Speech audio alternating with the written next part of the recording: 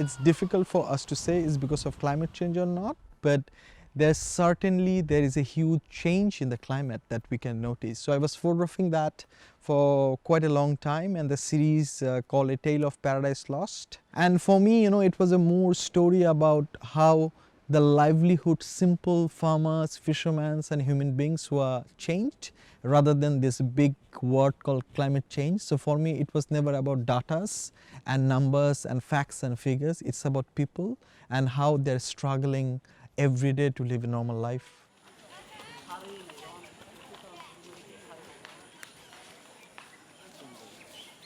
Every time in the monsoon when there is a tension of having tornado or cyclones, the I don't know what you call it, like we have these embankments which are little by little getting destroyed. So you will see people who are living on the embankment and you ask them that where you used to live 5 years back, and they will show you somewhere in the middle of the sea or middle of the river. So their house was there, and little by little they're moving back and back. And I have photographed people who have lost their house for more than 12 times.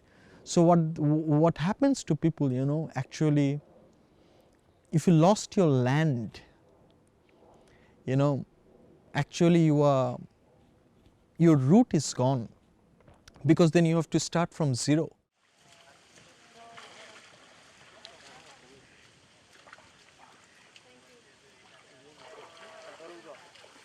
So this picture was taken when I was working on this project called A Tale of Paradise Lost.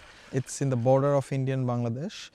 So basically when there was this flood, these people are living in this island, and there were a lot of islands were underwater. So their house was completely underwater, and little by little when the water was going down, they used to go back to their home and collect few materials or do some things, and then again coming back on the embankment. So when you see this image, you will see the man is going to a house and there's water everywhere, and in the middle you have this house. And I was traveling by boat to the islands and just to see how people are doing in these situations.